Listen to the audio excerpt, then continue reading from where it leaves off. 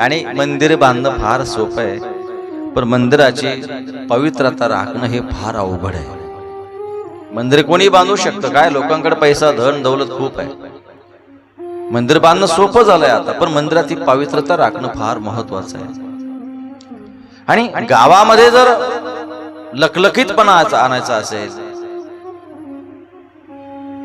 फार वैभव संपन्न गाव करायचं असेल, अतिशय त्या ठिकाणी निसर्गरम्य गाव आहेत, खूप अतिशय आनंद आहे, प्रसन्नता गावामध्ये, तर आणि सर्व लोक एकत्र राहतात, अन्नदान भरपूर होतंय, याचं कारण असे मायबाप, ज्या गावाचं ग्रामदैवत व्यवस्थित आहे, पवित्र राखलं जातं, मंदिर व्यवस्थित आहे, पूजा व्यवस्थित आहे, ज्या गावाचं ग्रामदैवत, तर त्या गावामध्ये कोणत्याही कसल्याही प्रकारचं संकट येत नाही असं सांगितलं गेलंय. हे ग्रामदैवत एवढं महत्वाचं असतं मायबाप, की ग्रामदैवत एक जसं समजा हे सप्ताहाची पुण्य एक वर्षभर आपल्याला सांभाळते, तसं आपल्या गावावर जे संकट येतात, ग्रामदैवत म्हणजे आपल्या गावाची एक प्रकारची ढाल आहे. लक्षात ठेवा, एक प्रकारची ती ढाल आहे. ते ग्रामदैवत आहे, गावाचा दैवत आहे. गावानं जेवढी त्या ग्रामदैवताची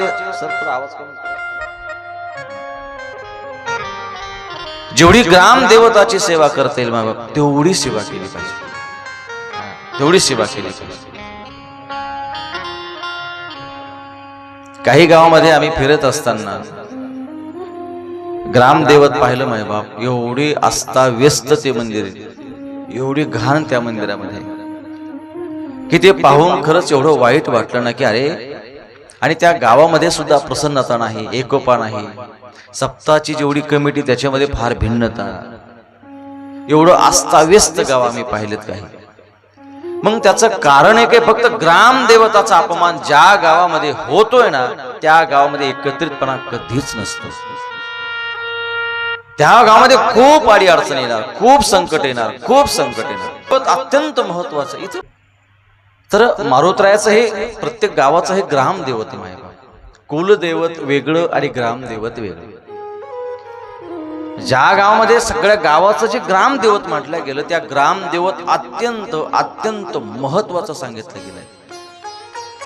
जर ग्रामदेवताची स्वच्छता पवित्रता असेल, वैभव संपन्न ते ग्रामदेवत असेल, तर असं सांगितलं गेलं त्या गावामध्ये हे संकट म्हणा, व्याधी म्हणा, हे त्या गावामध्ये हे आपत्त्या येत नाही. पण आपलं ग्रामदेवत पवित्रता पाहिजे, वैभव संपन्न पाहिजे. कोणी यावं मंदिरात, कोणी कधी शेंदूर लावा, कोणी यावं कधी कोणी हार घालावा, कधी कुठं नारळ फोडावं, सगळ्या मंदिरात राडा, असं नसावं. माहिती सांभाळलं पाहिजे, सगळ्या गावकऱ्याने ग्रामदेवत सांभाळावं. कधी यायचं शेंदूर कोणताही हलका आणाचा, देवाच्या त्या डोक्यावर टाकायचा, हे बंधन पाहिजे. हे बंधन असणं फार महत्वाचं आहे. वाटतं लोकांना, पण हे सोपं नाहीये. गावाचा ग्रामदेवत सांभाळाल तर ते ग्रामदेवत आपलं गाव सांभाळेल. काय आपण त्याला जर सांभाळलं तर ते गाव सांभाळत आहे. मी अनुभव घेतलाय मायबाप, मी उग हे वाचून बोलत नाहीये तुम्हाला, मी प्रत्यक्ष अनुभव घेतलाय. ग्रामदेवत हे वैभव संपन्न आहे, व्यवस्थित आहे, ते गाव सुद्धा आम्ही पाहिजे. गाव पाहायची गरज नाही, मंदिरामध्ये पाऊल ठेवला, ग्रामदेवत वैभव संपन्न दिसलं की त्या गावामध्ये प्रसन्नता, वेगळी प्रसन्नता आहे. काही लोकांच्या हे लक्षात येत नाही. मी सुद्धा फार ओरडू सांगितलं, बाबा हे सुधरा, हे ग्रामदेवत. आज या गावामध्ये असंतता, वैभव संपन्न गाव नाही, माणूस माणसामध्ये याचं कारण काय? ग्रामदेवत आहे. त्या ग्रामदेवत वैभव संपन्न असेल, व्यवस्थित असेल, तर त्या गावामध्ये आनंद आहे. मायबा मंदिर बांधणं सोपं आहे, पण पवित्रता राखणं हे महत्वाचं आहे.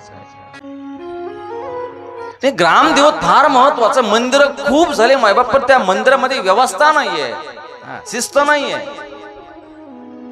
कोणी कधी यायचं, कधी यापेक्षा करणं, कधी त्या मंदिराला हलका आपलं काय 10 रुपयाचा 15 रुपयाचा शेंदूर आणायचा, तो काळा भोर आणि देवाच्या डोक्यावर टाकायचा. नारळ कुठे फोडायचे, कधी दिवे कसले लावायचे, कधी लावा, सगळं ते मंदिर घाण. हे नसावं मायबा. देवासमोर घाण कराल तर गावात घाण झाल्याशिवाय राहणार नाही. हा, लक्ष ठेवा. जेवढं मंदिर स्वच्छ कराल ना तेवढं लोकांचे मन सुद्धा स्वच्छ होतात. लक्ष ठेवा. जेवढं मंदिर स्वच्छ आहे, पवित्रता आहे, तेवढे लोकांचे विचार पवित्र होतात. गाव व्यवस्थित करायचं असेल, स्वच्छ व्यवस्थित सगळ्यांनी एकत्रितपणा जर निर्माण करायचा असेल तर पहिलं लक्ष ग्रामदेवाकडे द्या. ग्रामदेवत अत्यंत महत्वाचं आहे. तिथे व्यवस्थितपणा असावा, वैभव संपन्न ग्रामदेवत असावा. सोपं नाही. ग्रामदेवताचं खूप सांगितलं गेलं मायबाप. हे गावाचं संरक्षण करणार ही ढाल आहे मायबाप. अरे किती आपत्ती यावं, पण ते ग्रामदेवत जर सेवा असेल, अगदी शिस्त असेल, नियोजन असेल तर सांभाळते सगळं. ते सगळं सांभाळतं मायबाप. आणि आपल्या हातामध्ये आपण करू शकतो माहिती का. म्हणून आज ही पवित्रता सांगत असताना की कोणत्याही मंदिरामध्ये जात असताना आपण शुचिर्भूत व्हायला पाहिजे. मायबाप, हे शिवमहापुराण त्या दृष्टीने एवढं सांगतं की बाबा तुम्ही एक करा, फक्त आपल्या अंतःकरणामध्ये पवित्रता ठेवा. मंदिरात जात असताना मंदिराची शिस्त ही फार महत्वाची आहे.